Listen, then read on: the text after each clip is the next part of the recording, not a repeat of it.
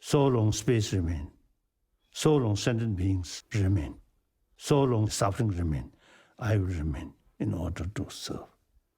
That's the real purpose of our life.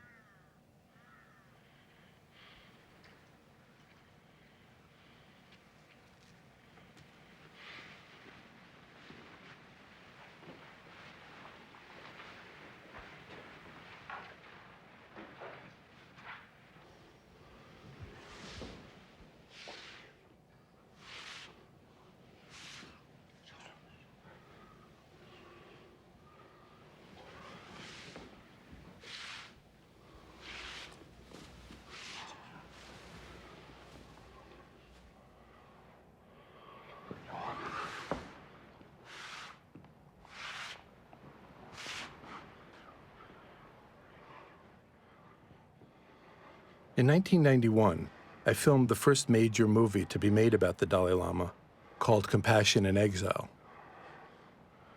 At the end of our last interview on the final day of filming, I had just one last question to ask him. American presidents have 4 years and maybe 8 years to plan. Soviet leaders have maybe 12, 15 years to plan. Dalai Lamas have many lifetimes to plan.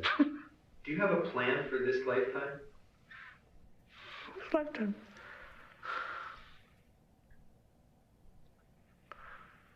I don't know.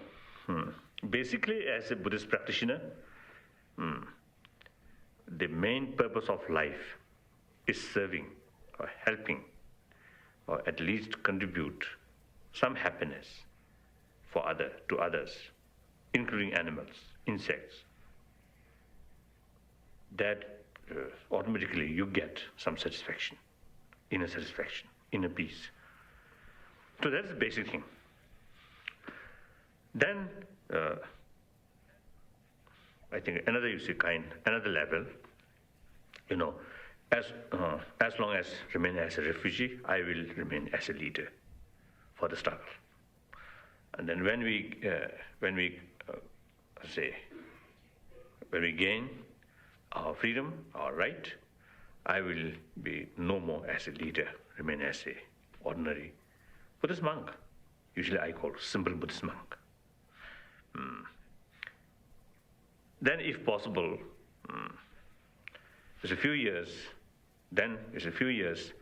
I very much want to remain in isolated place. More rigorous meditation. This is my wish. And then the preparation for last days. But His Holiness was not to get his wish. Not only has there been no improvement in the situation in Tibet, but things have actually gotten worse. Since 2009, over 144 Tibetans, mostly young people, have tragically taken their own lives by setting themselves on fire to protest the Chinese occupation of Tibet. As a Tibetan, I feel very deeply about every single Tibetan that's lost today. The self-immolations that have occurred inside Tibet, this is a signal and a message to the rest of the world and to us in exile that they're not happy the way they are living inside their own country, the way the Chinese government is treating them, the occupation and suppression of the Chinese government over the Tibetan people. They have not burned a single Chinese bus, nor have they killed a single Chinese person. What they have done is they have harmed themselves, they killed themselves, so that their message can be heard by the rest of the world. Oh, extremely sad, very sad. Even just burn your finger, very uncomfortable. Then burn your own body. Unthinkable. But then these people, not due to drunk or family problem, but they're really facing unbearable sort of circumstances, too much fear, and there's too much criticism about their faith like that, too much control like that. The horror began in 1950, when the newly formed People's Republic of China invaded Tibet, nearly doubling their landmass. The Chinese wanted the natural resources, they wanted the wealth, and they wanted to control the water that is the source of the major river systems of Asia. They claimed that they were liberating Tibet from imperialist forces.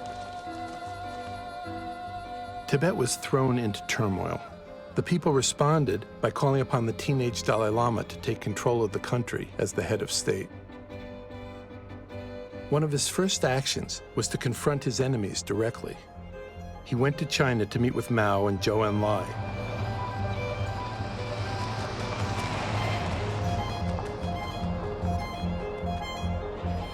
He went to argue for the fate of his country, and he had just turned 19. So I went there speaking. During that time, although not a negotiation, but serious discussion with Chairman Mao regarding future Tibet. I very much, how to say, anxious. But an actual discussion with Chinese leaders, especially Chairman Mao, outwardly, things not difficult. His manner, the way of conduct, is so gentle, so friendly. At that time, I believed we developed some kind of, I think, some kind of understanding that I felt.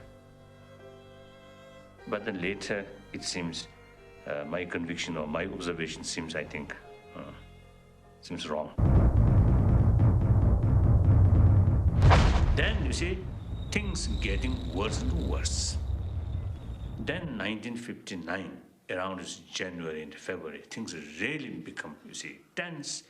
And finally, it was certain now things definitely become out of my control. Then, you see, there is no hope for dialogue with Chinese. So there is no other alternative except, you see, escape. So finally I decided, with sadness, you see, finally I left, you see, Lhasa. The night we left, my mother, my sister, myself, and some of our people who helped us, we left Nobulinka somewhere at about 9:30 in the evening. And His Holiness followed after half an hour. We had no moonlight, but we could see the lights of the Chinese camp towards the west. And I don't think they're very far. They're just about 300 yards away. And from the day we left Lhasa until we reached the Indian border, it took 17 days. Who's in the picture? Yeah, that's His Holiness here. Okay. That's me. Then the group. How old are you in that picture? I was going to be 13. But not all the people close to the Dalai Lama could escape with him that night. The Chinese systematically rounded up all those people close to His Holiness, like his personal doctor. My crime was that in 1959, I signed a statement saying that Tibet was an independent country. For that, I spent 17 years in Chinese prisons and concentration camps. And like the Dalai Lama's chant master, Thupten Chokden, called Losala.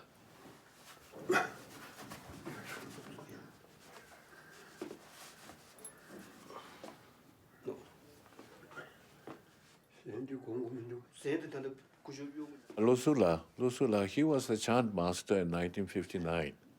And he used to be a very handsome fellow. He had a wonderful voice, and he's a very outstanding person. He was in Chinese prison for a long time, probably over 20 years.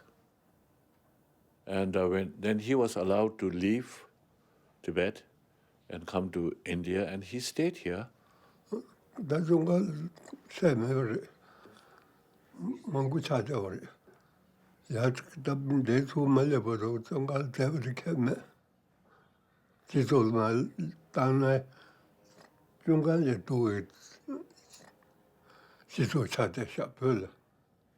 See, he mentioned about the work, labors, like that. And then he mentioned during those period, some occasion, he really faced danger. What is danger, I asked? Danger of losing compassion towards those Chinese officials.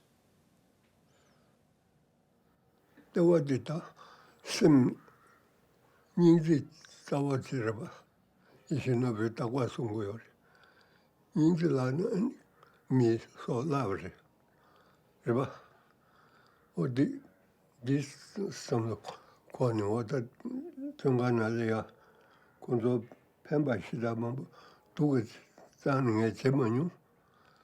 바야다서 상보시다제 인지 심킨 젠진의 스텝이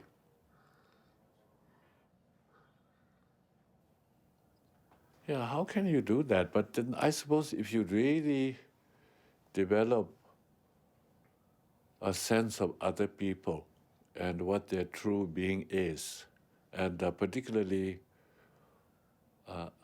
I think firstly you have to distinguish between the person and the action. I think he was able to distinguish between the person and the action. The action is Chinese gods must have given him a tough time, but he never forgot the Chinese gods are people.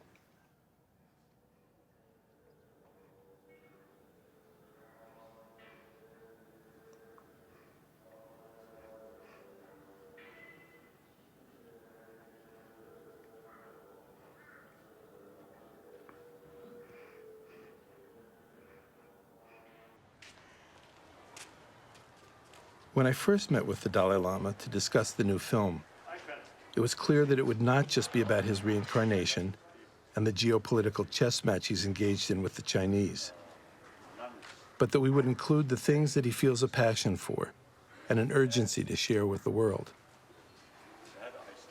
This Dalai Lama is a very unique Dalai Lama. It's the first Dalai Lama to spend most of his life outside Tibet and to engage the modern world and to bring methods and values from an ancient culture and wisdom into the modern world, and a world that sorely needs it.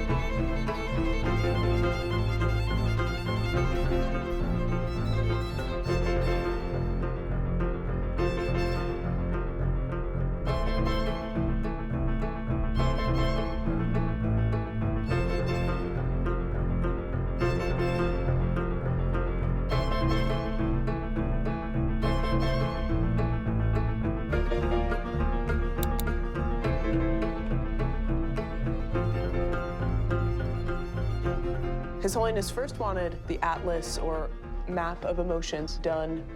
So my dad and I met with him and told him how we thought we could create this atlas and how much we might need to do it. And he agreed.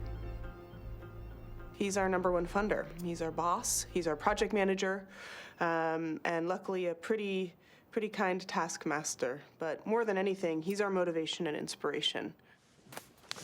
We're so happy to show you what is almost complete in this atlas today. Yes. So we begin here by an overview of these 5 primary emotions, as you've seen.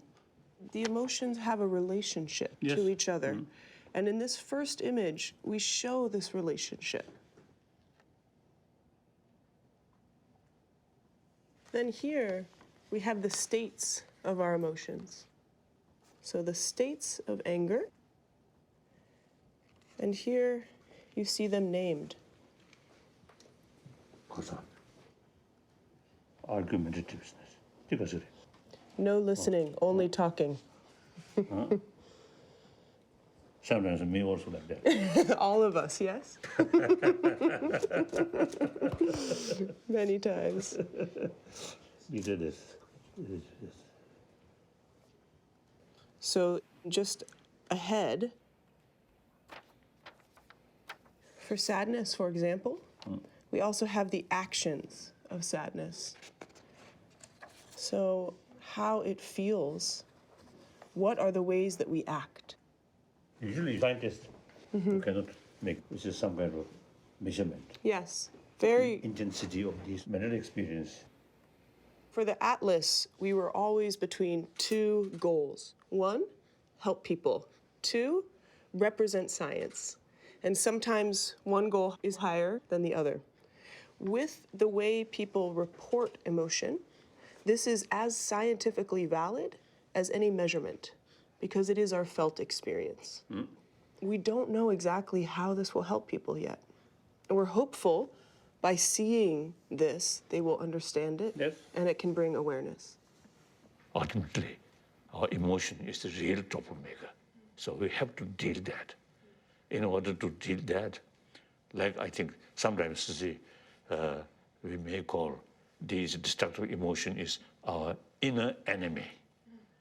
So in order to deal that enemy, firstly, we have to know nature of that enemy and their sort of strength come from where. And then deal enemy. Yes. So here now really training our mind with fuller knowledge about these whole map or atlas of emotions. Then much easier. Yeah. Much easier. Not relying on some external means. Yes. But through training and awareness. Yes. I probably have 40 more years to work on this. I would love to continue to work and figure out ways to help people with their emotions. What is the next step? I think it is important to let them know we have this sort of ability by nature. Usually, you see, when we face some sort of mental level problem, we usually rely on religious faith. Then that's cannot cover 7 billion human beings. So we are working for 7 billion human beings. Yes. So that's my view. Yes, yes. It has been such a wonderful project. Your support has been incredible. It's very meaningful for us. Thank you. Thank you. Thank you. So these are human knowledge.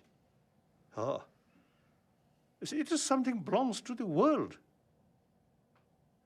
Should not consider as a religious or Buddhist sort of matter, something Buddhism. No. This is our common knowledge, our human knowledge which is related with the humanity. So I think time come, our knowledge which we kept over 1,000 years, this I think should now make available to everybody. I think one reason that education is so important to him, values education particularly, is that he takes this long view, that it's going to take a century to change these things. And the most powerful way to start is with kids, giving them the inner tools, the right ethical stance that will help them throughout their lifetime change things, change the violence, change the emphasis on pure materialism, and understand that a rich inner life, that relationships, that thinking about other people matters too. The Dalai Lama has really played a critical role in instigating and catalyzing the work in British Columbia around heart-mind learning, or social and emotional learning. He served as the spark around balancing educating the mind with educating the heart. Right now, approximately 90% of the 60 school districts in British Columbia have a focus around social and emotional learning.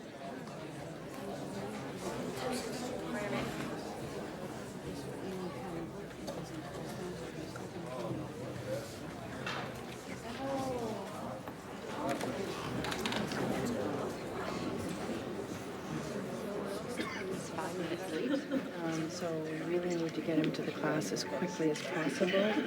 So if you can move it as quickly as possible to the class. Okay? So you want me to hurry the Dalai-Lama, is what you're saying? Yes, I do. Yes, I'm really looking forward to watching that. Great. No problem. That's right. Hey guys, you gotta make room. Please, so we get the receiving You eye. need to make room. Fiona? Yeah, like receiving, excuse me. Media, please.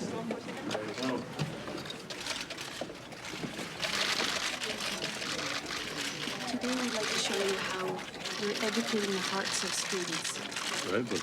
in school. We have 2 classrooms, one of which... One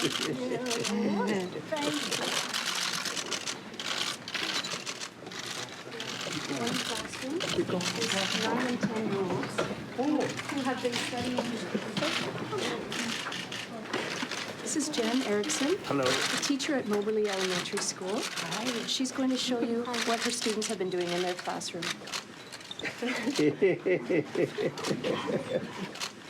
Can social and emotional development or compassion, kindness, empathy, can that be taught? And what we found from the most recent science is that those skills, like understanding others, being empathic, taking others' perspectives, are malleable, which means that you're not born with them, that you can learn them. So Your Holiness and the students are so excited to show you the gratitude circle today. And the students here are all 8, 9, and 10 years old, and we're very excited about this, so thank you. How does gratitude help you? How can gratitude help us? Gratitude helps us by teaching us that we have a lot that we should be grateful for and not just sitting around and moaning that we don't have what we want.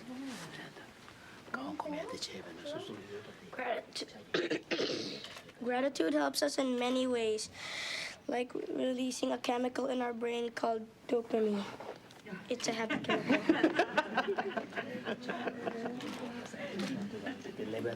That's zero. That's absolutely right. Absolutely right. How about when we do the circle, how do you feel? How do you think other people feel? It makes me feel calm. It makes you feel calm. Calm. Yes, now that's the point. I think that's very, very important. Great. Well, everyone, thank you so much, Your Holiness. Wonderful. Do you want a picture? Oh, can we have a photo? Yes. Fantastic. Take a group photo. The taller, Ryan. The ones in the back.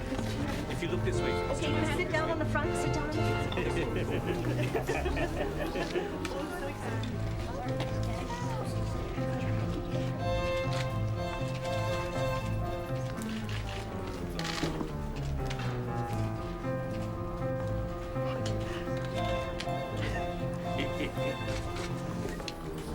Thank you. Thank you.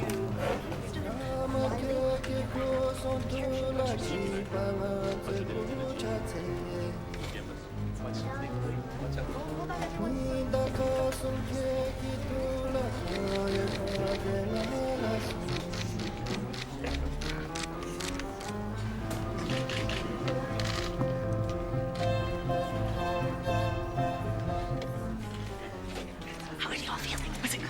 How did it feel? Well, you're so nervous. You did beautifully. Even through your nerve, you focused. Did you use your mindfulness? Excellent. I saw a lot of you using breathing and thinking. Oh, wonderful, wonderful job. How are you feeling, baby? We will be observing the lesson. And we are fortunate to have Peter Sonde join us today, who is a Mind and Life Research Fellow, as well as a neuroscientist from the University of British Columbia.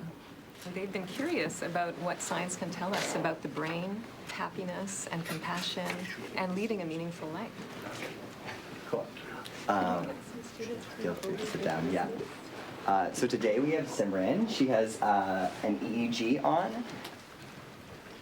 What she's going to do is she's going to focus on a dot, and we're going to distract her, and we're going to see the fluctuations in her mind as she is focusing on that dot, and you guys distract her. So the first person we're going to get up is Sarah and Harleen. Simmer, look at me. Sorry.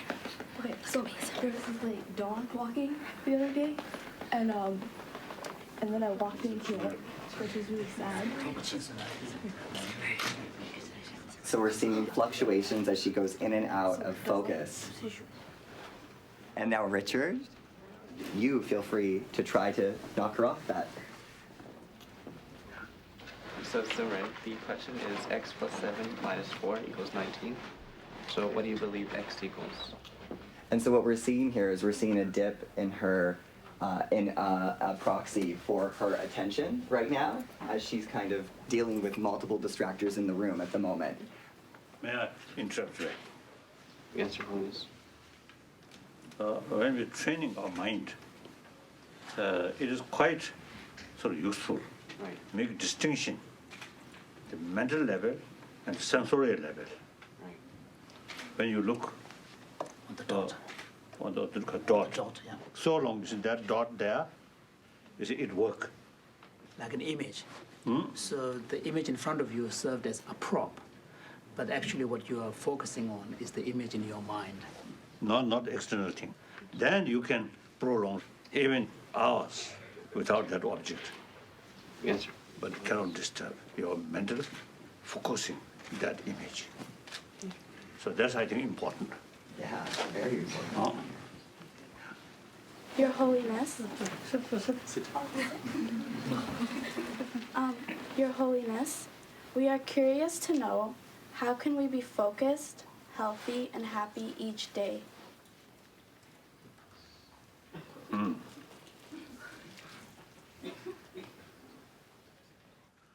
I think my approach to life or to problem, I think more realistic. That help is intellectual level is know these things and try to solve these things, how to face these things. But deeper level, I can keep my mind more calm. That we can do. We have this capacity, a human being. In order to develop genuine peace of mind or long-lasting peace of mind, firstly, we should have full knowledge about nature of mind and variety of mind and as well as emotion. So usually I call map of mind or emotion. Here, you see no concept what is good or what is bad. No, simply what is the world of mind or emotion. Once we have some understanding, some awareness about these things, then according to our own experiences, daily experience, about this irritation come, your mind disturbed, not happy. Then no longer any calm mind. Medical science now already show, in order to have a physically healthy body, you have to take concern about healthy mind or healthy emotion or calm mind. Now that already, many scientists now say that constant anger, hatred, actually eating our immune system. So long run, these destructive emotions are very bad for our health, for our peace of mind. Then we develop interest. What's the counterforce? This emotion, now within emotion now. Since you see, not much sort of effective relying on external means or drugs or these things or alcohol.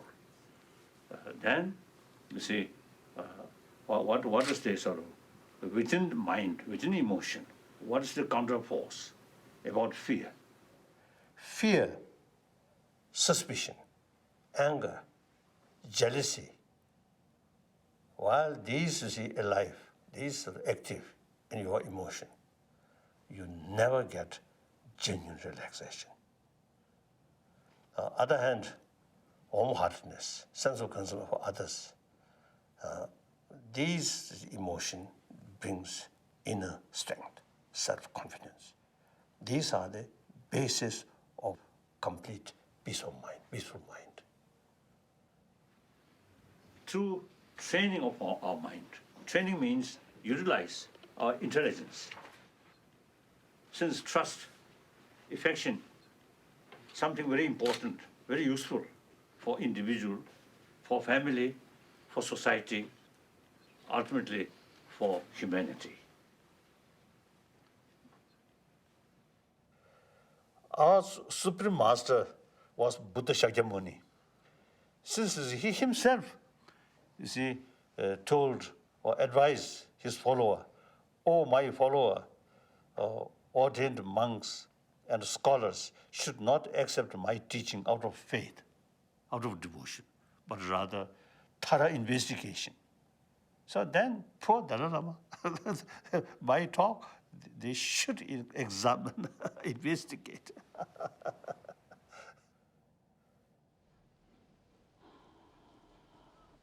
Anger is part of our mind, but actually 90% of that negativeness is mental projection. Through decades practice, I myself, now over 60 years of practice, my positive emotion further increase. Destructive emotion, their intensity reduce. So like that. So these are not easy, but possible. I think basically, I'm short temper. You see, something goes wrong. The immediate reaction is to say, "Oh, shouting." Particularly, those are my sort of staff member here. So I jokingly is telling people, my compassionate part is I got this from my mother's side, and short temper, my father's side.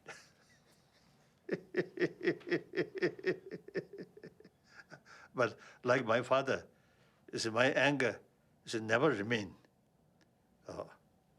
I said, more deeper way. Immediately come some anger, shout, and then finished.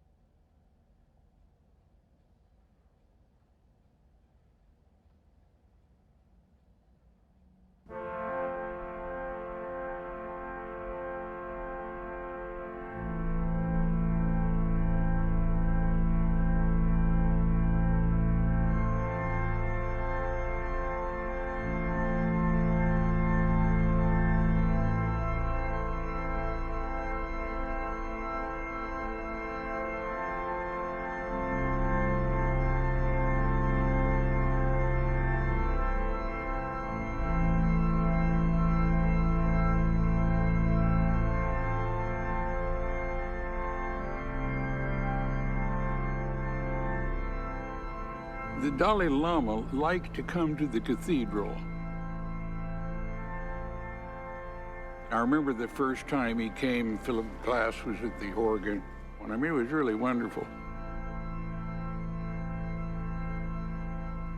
One of the things that I was really committed to doing was to make the cathedral a place of great wisdom, which comes from all different traditions in the world, and great people who articulate that wisdom. And so when the Dalai Lama came, I said, this is a man that we must have here because he's an extraordinary, heroic man. And he suffered for his integrity. He's committed to eliminating suffering, being with people in poverty. I mean, those are the things that matter. Whenever one is with one of these precious jewels who are so beautiful and who are so heroic, I just feel enriched. I feel like, boy, I can keep going. I mean, he feeds me. He sheds light and love and integrity in my direction, and that's fantastic. What more can I ask?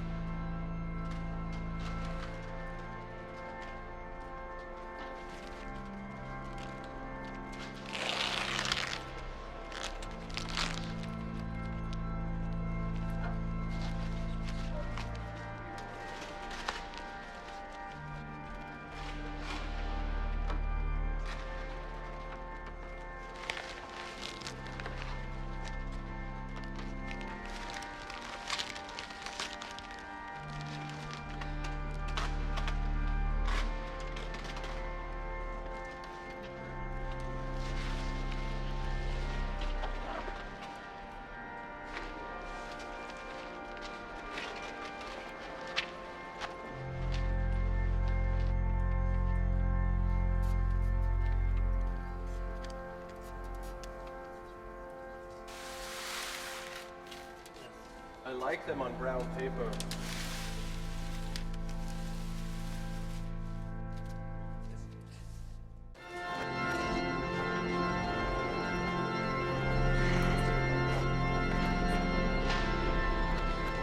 What I hope for in our exhibit, after 80 years, are there certain things you see in all these photos that are characteristic? There are specific times and places over the extraordinary lifetime of this person on the public stage. Can you see in these photos how he changed? Can you see how he remained his true self?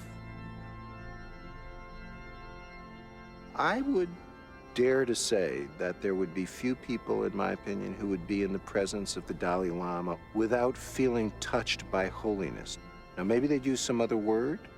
I would say this person's the real deal. You feel you're closer to what we are meant to be. People want to believe that human beings can be like this. Abundant life is in this person, the way it's supposed to be in everybody. There is a way that you come to respect and reconnect with what it means to be fully human when you're in the presence of people like that. Can human beings be this special? I believe we can. And I believe they would say, don't just look at me, look at opportunities you have to be like that. I practice this through interfaith in many ways because I'm not just trying to learn about other faiths, I'm trying to learn more about my own faith by being interfaith. Because I'm staking my life on my faith, but if I could meet somebody that does wonderful things but doesn't believe in God, then I go, okay, that's fantastic. I need to believe in God for me to do some things that are almost counterintuitive, because I get very upset with people, and some people I don't like very much, but I believe I'm supposed to care about that. I'm supposed to seek and serve Christ in all persons. I'm supposed to respect the dignity of every human being. And when I meet somebody like the Dalai-Lama and I see this is a man who does that, even though he doesn't believe what I believe, these are extraordinary human beings. And yet when you get to meet them and talk with them, they will push back on you and tell you, no, they're not. It doesn't mean that they're not willing to embrace the role, because they know they're on a stage where they can be an enormous force for good. So they'll take on the challenge of being that, but they don't take themselves too seriously. And that makes them even more special. This is a man who is getting older and isn't any more afraid now that he's older than he was when he was young. When he was young, he had a lot of things to be afraid of as an exile. Today, whenever he's come here, he's had to have a rather massive security detail. This is a man who could be afraid of a lot of things he's not, and he's not afraid of death. He's not afraid of growing old.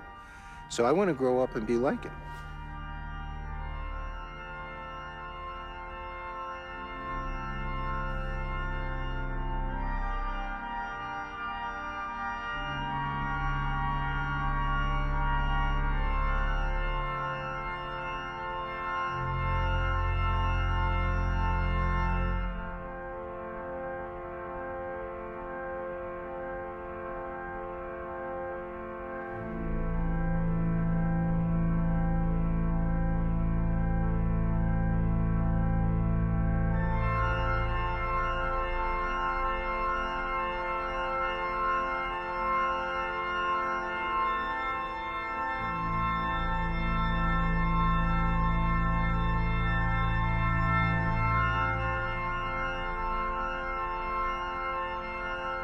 This music was written for the evening in 1979 when His Holiness the Dalai-Lama gave his first public address in North America, here in this cathedral, St. John the Divine.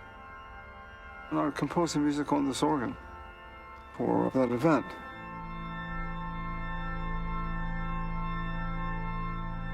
I was very fortunate to spend some time with His Holiness the Dalai-Lama.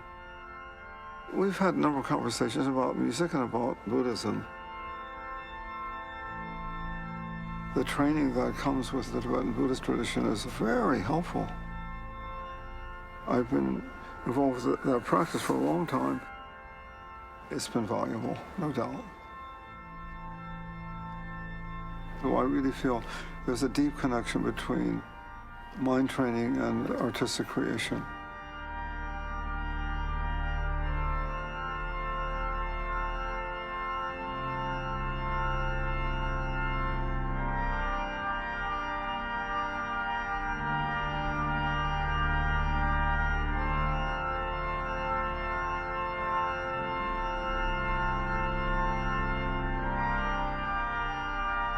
I think music is a place. It is definitely a doorway to transcendence.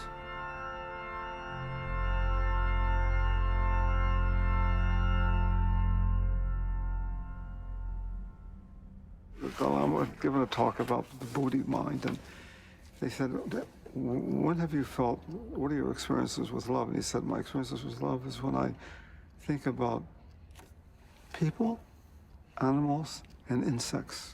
Insects. That's a hard one. Very few will think of insects. He thinks of insects. He said, I am so moved when I think of them that I weep. He said, I've been known to weep in my teaching because I'm so connected with these things. I thought, wow, insects. Boy.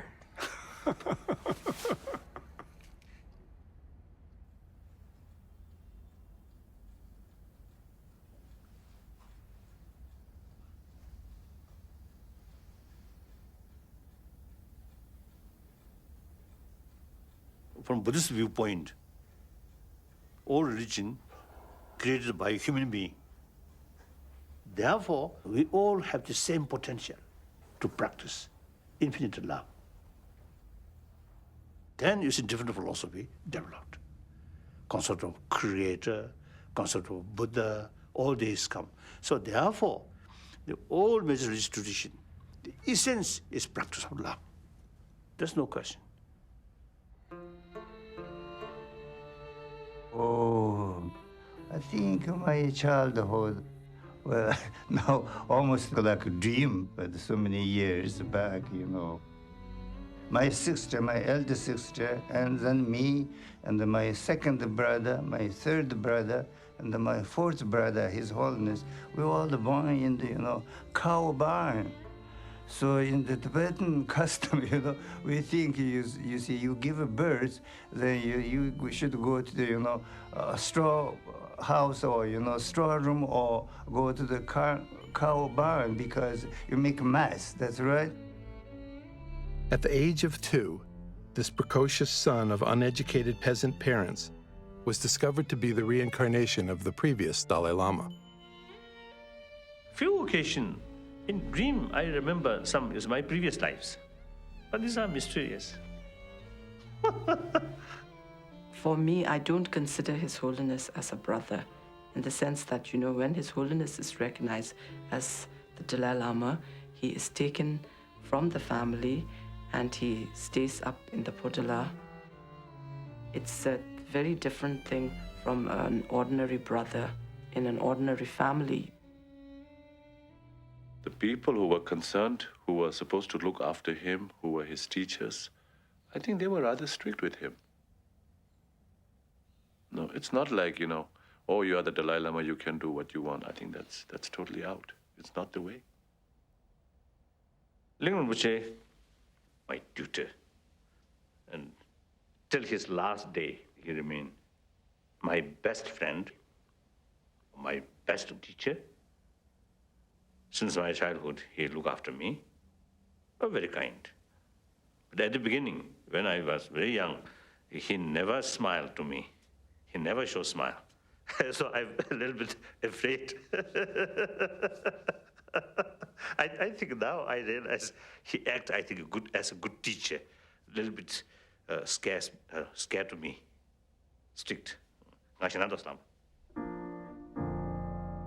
Ling Rinpoche passed away in December 1983, and I was born in 1985 in that same area. I was recognized at a very, very young age when I was 1.5 years old. One of the youngest Tibetan lamas to be chosen, and they found me in the baby room in the Tibetan children's village.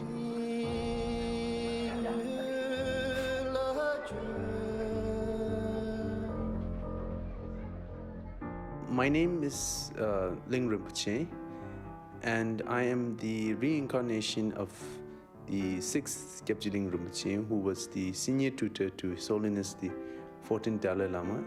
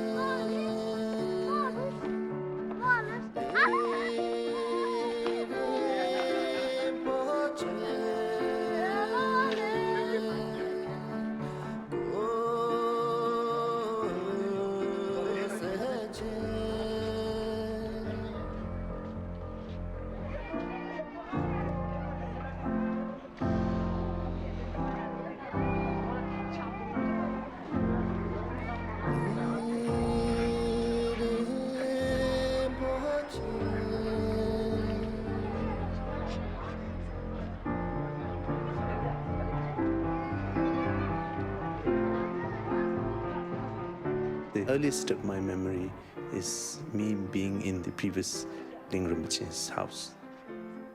I remember a lot of people coming to see me, bowing down and taking blessings. I feel so happy about it. I'm very fortunate that so many people love me and that so many people care about me. They see me as the predecessor. They will not differentiate. But they also put a lot of hope for the future to me to become a qualified and learned master, so that I should become the master to the next 15th Dalai Lama.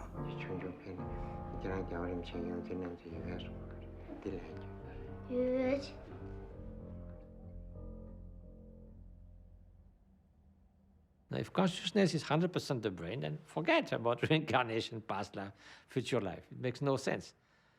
Now, if consciousness is not just the brain, then you can ask, where did it come from? Where is it going? So again, it comes back to the deeper question of nature of consciousness. So I assume that the Buddhist view is correct, and that there is continuity of consciousness. So it's like a stream. You have a river, and the river has an history. So the river can be polluted, that river can be crystal clear, and that river can even on top of that have medicinal qualities and medicinal plants in the water. So if you put poison now, 100 miles down, you will have a poisonous water. So if you Likewise, if your mind is filled with mental poisons of hatred and craving, well, that stream will continue to have that unless you purify that. If you have spent your life trying to get rid of hatred, craving, and jealousy, you purify your mind stream, that accomplishment will continue, and you can further refine your mind until enlightenment. So someone like a great spiritual master like His Holiness, who has really purified his mind, then what is left is purely the compassionate wish to benefit sentient beings. That's the main component that's going on, basically, with the wisdom of realization. Is the fruit of his prayers for sentient beings will continue to manifest. So that's why it's important to somehow find out which support it might be, because this is a mind stream that can tremendously benefit sentient beings. So this formal recognition of, reincarnation of the predecessor as a lineage of a single consciousness in different life form is very unique to the Tibetan tradition.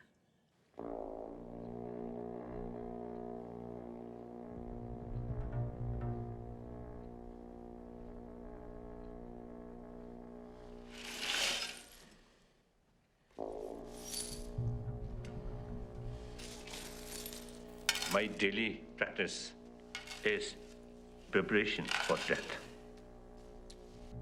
Through meditation, make separation, the body and consciousness. So, unless you reach the deepest subtle consciousness, you cannot separate this body and mind. So once you reach that deepest stage, then it can separate. And then go deeper, deeper, deeper, deeper, then the deepest. That's clear light. So anyway, sometimes I joke, in 24 hours, I experience 7 times death and rebirth.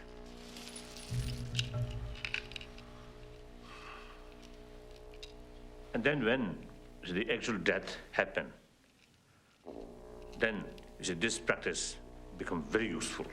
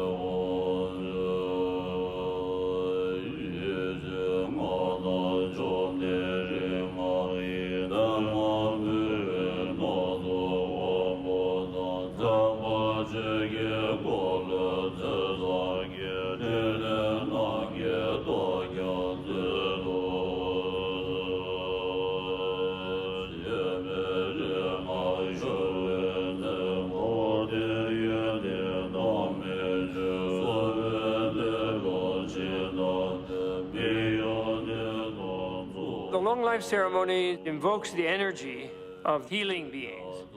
And even in the ceremony, it sort of enlists these benevolent forces to extend the lifespan of His Holiness. Knowing that those things that you do will have an effect that will go on beyond your death.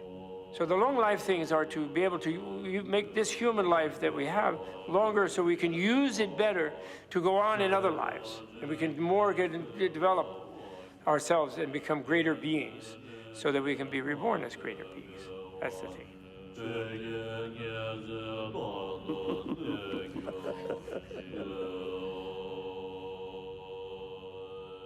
I think the Chinese leadership is definitely waiting for His Holiness to pass away. And they think things will be different in their favor, but I don't think so.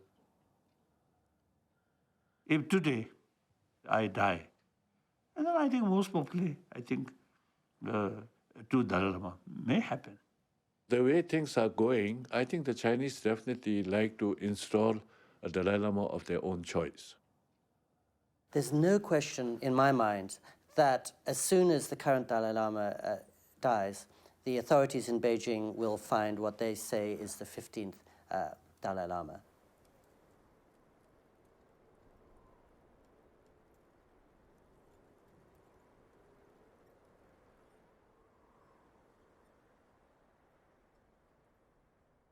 It's happened already with the second highest incarnation in Tibetan Buddhism, the Panchen Lama. And it's the reason why, as early as 1969, the Dalai Lama was saying unequivocally that if there is another Dalai Lama to be born, it will be outside the borders of Tibet. He, in this complicated chess game, has already preemptively said that he's ruling out even the possibility of a 15th Dalai Lama being born within the boundaries of the People's Republic.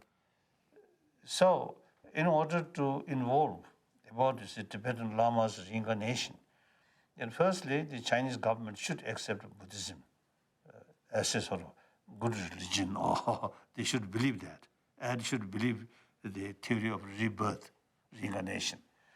Then they should recognize the Chairman Mao Zedong's reincarnation and the Deng Xiaoping's reincarnation. Then they are very sincere to show concern about the reincarnation of Tibetan Lamas.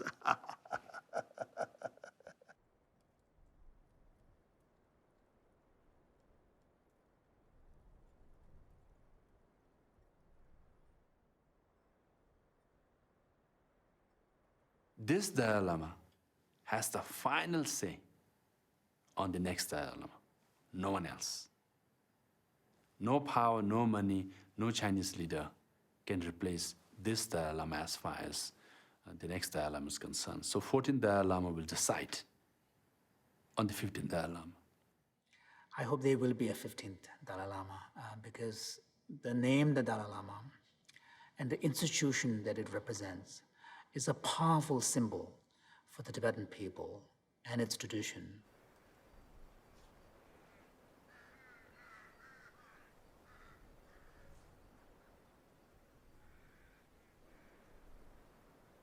The thing about I will not reincarnate is in his dialogue with the Chinese Communist Party saying they cannot be using a Dalai Lama puppet person to try to keep the Tibetans distracted from their destruction of the Tibetan culture and environment by mining, and diverting all the water and all this kind of thing.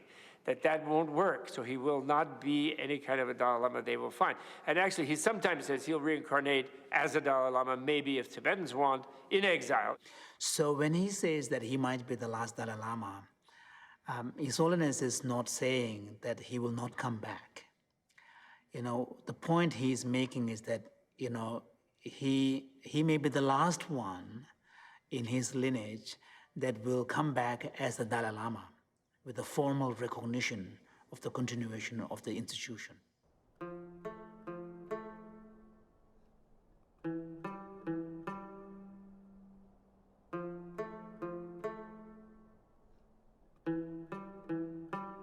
If this institution of the formal recognition of the succession of Dalai Lama does come to cease, then the question is, in what form he will come back. And then the answer for that would be that he will choose to be reborn and come back wherever his presence will be able to serve most number of people, most number of sentient beings. I have no wish to born some heavenly sort of place. But I wish, my only sort of desire is to reborn where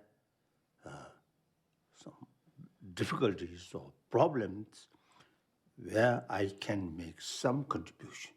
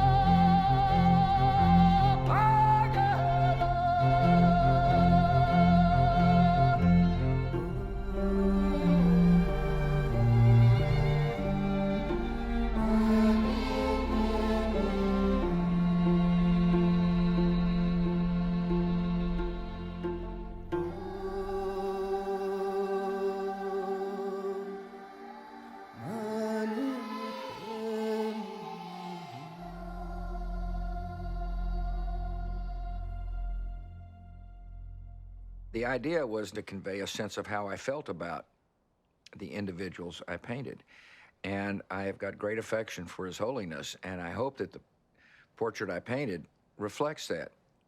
Very few had a spiritual effect on me, and that's what makes him so unique and so important. Well, the first thing I tried to capture was his lovely nature. I was fascinated by his lips, and in pursing his lips, he conveyed a sense of joy and inner peace. That's what I tried to capture. I tried to capture his gentle nature. You rarely meet people that are able to cause you to examine yourself to determine whether or not you're worthy to be in the presence. In this sense, that if he's so peaceful, can I be so peaceful? In other words, he influences people in dealing in the political world and with leaders. Obviously, there's a sense of ego. I certainly have one. In his case, it's hard to find it. And that's what makes him so unique. When I would meet with the Chinese leaders, which I did often, I would say, I've gotten to know His Holiness, and I'm just surprised that you view him as a threat to the sovereignty of China. A conversation I had with Hu Jintao revolved around the Dalai-Lama. This took place in Sydney. I said, Mr. President, I'm going to tell you two things. One you're going to like, one you're not going to like. The one you're not going to like is that I'm going to appear in public with His Holiness the Dalai-Lama when he receives a Congressional Gold Medal. And of course, he said, the Chinese people won't like that, which really meant he didn't like it. And I said, well, I knew you were going to say that. I told you you're not going to like it. You are going to like this one, and that is I'm coming to your Olympics, regardless of the political pressure. And just make sure I have a good seat. And sure enough, when His Holiness received the gold medal, I think I was the first president to be seen in public with him. Cameras and, reporters and all that. And I did so without any hesitation at all.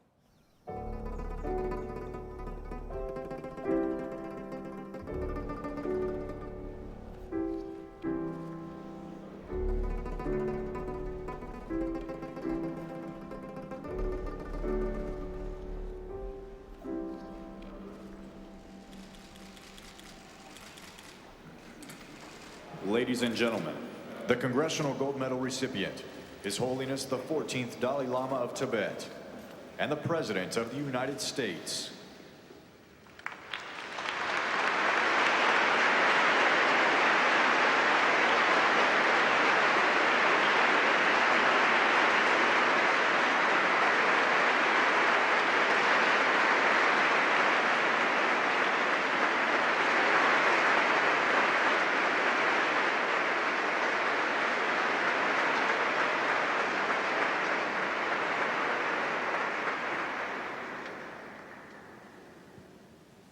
It is a distinct honor and a high privilege to welcome the President of the United States, the First Lady, congressional leaders, and all of you to award His Holiness the Dalai Lama with the Congressional Gold Medal, the highest civilian honor the Congress can bestow.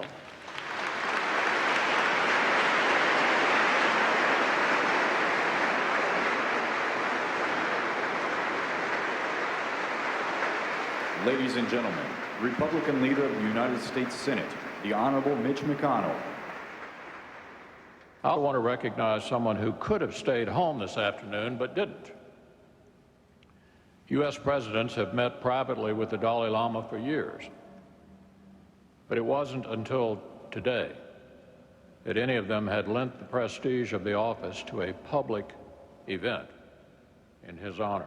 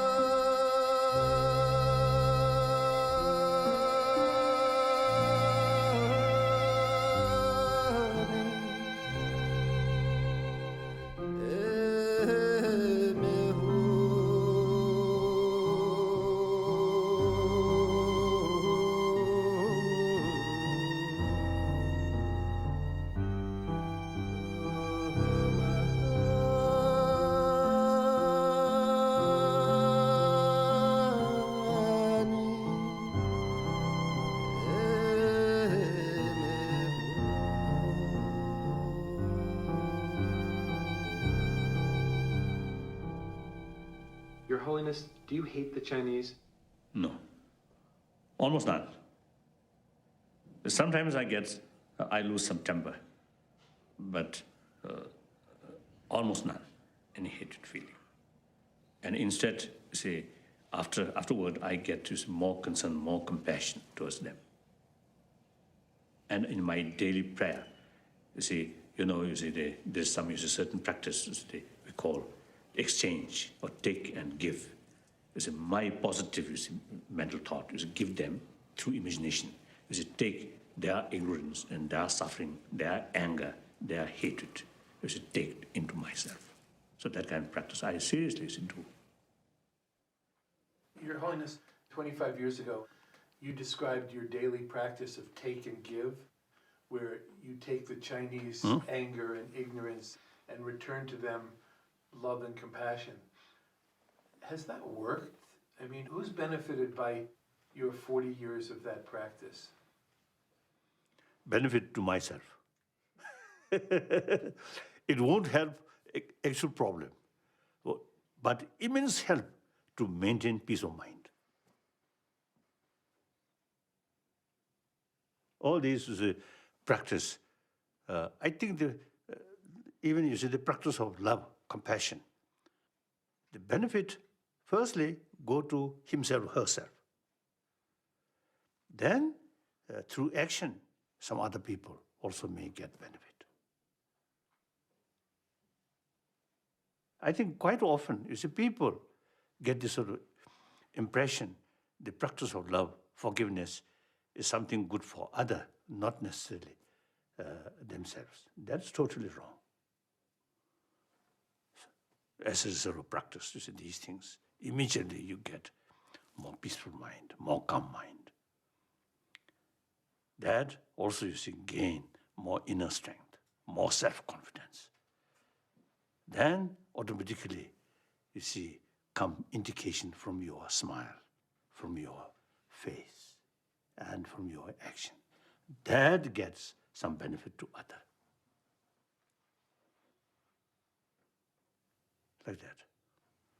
So altruism is, if you think seriously, practice of altruism is the best way to fulfill your own happiness, your own benefit. There are a few people I want to ask you about because they're going to be in the book. I know you visited in Memphis, the place where Martin Luther King Jr. was assassinated.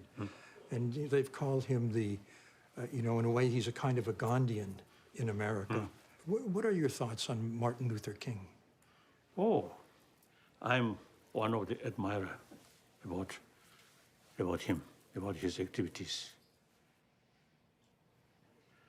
Like Mahatma Gandhi or some other sort of historical sort of important person. The person themselves now no longer with us, but their spirit is still there. So it is our responsibility, whether that spirit become alive or not, up to us. So we should implement their wonderful sort of thought or wonderful idea. We should take continuously. Then their spirit remain alive and can be more effective. Just to remember some celebrations and some praise is not sufficient. We must implement. At the end, I think last breathing, if my mind clear, I'm quite sure I will remember, while I'm dying, remember about altruism, entire sentient being. So that I'm quite sure I can practice the moment of my last breathing. If some accident happen or airplane go down in the sea, then I don't know.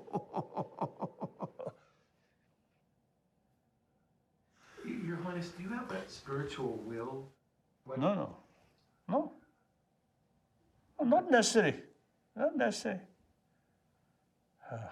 Like I think my will, all those my talks, that may be my will. Most of them, you see, recorded. Nowadays, you see tape recorder or these movie pictures, so everything now recorded. So if some people, you see, have some interest, then they can check these things. So is this movie we're making now part of your will? I think so. After my death, these picture will remain. So next generation, they will look, they will create some gossips. Oh, the previous Dalai Lama have that kind of view, that kind of talk. Okay.